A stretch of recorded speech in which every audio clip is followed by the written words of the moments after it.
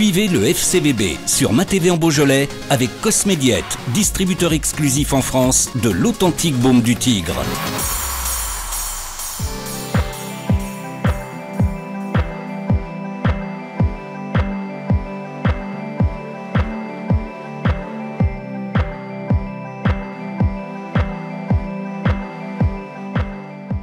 Ben oui, comme tu l'as dit, on a vécu un match vraiment spécifique Coupe de France avec un scénario voilà, comme peut le procurer ce genre de match.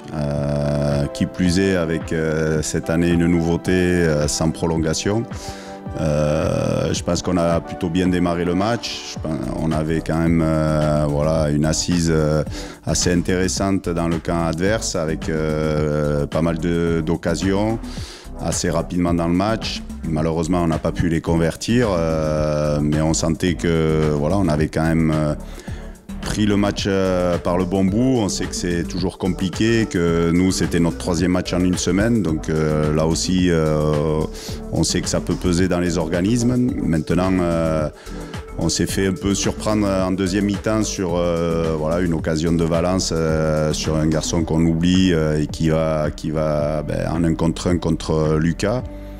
Heureusement, on a su vite revenir au score parce que je pense que sinon, plus le temps avançait, plus ça allait être compliqué d'inverser la tendance. Donc on a su marquer coup sur coup 2 buts qui nous ont permis d'être devant à la marque.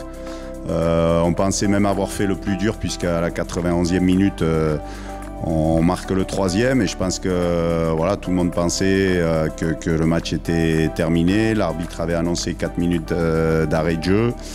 Malheureusement, sur une erreur, je pense, de gestion de fin de match, il reste 2 minutes dans les arrêts de jeu. On perd bêtement le ballon alors que je pense que l'équipe adverse avait quand même pris un coup sur la tête avec ce 3e but. On donne un ballon anodin et au final, ils arrivent à marquer ce 2e but qui les relance. Malgré tout, on pense que le temps est terminé et que l'arbitre va siffler la fin de la rencontre puisqu'on est déjà à plus de 6 ou 7 minutes d'arrêt de jeu. Et malheureusement, encore une fois, sur l'engagement de ce 2e but de Valence, il y a une incompréhension complète de notre part sur la décision arbitrale qui veut qu'il expulse Désiré sur une action vraiment incompréhensible. Il y a 2 garçons qui rentrent dans notre moitié de terrain pour jouer le ballon alors que l'engagement n'a pas été effectué. Derrière, Désiré il attend que les garçons se replacent et l'arbitre estime que Désiré a gagné du temps et donc du coup il met 2e jaune alors que Désiré il n'a jamais pris un rouge de sa carrière. Donc ça a fait pas mal d'agacement pour tout le monde. Derrière, on fait l'engagement, on pense que l'arbitre va siffler. Il laisse encore 2 minutes supplémentaires et sur encore un ballon mis en profondeur, on prend un penalty et il siffle la fin du match là-dessus. Donc là, on a pris nous aussi du coup un coup sur la tête. Après, c'est la loterie des penaltys. Je pense que les garçons quand même ont réussi à rester concentrés, à s'appliquer voilà, de la meilleure des façons pour tirer leurs pénaltys et marquer les 5 pénaltys. Et Lucas Caruso a fait le nécessaire pour en stopper un.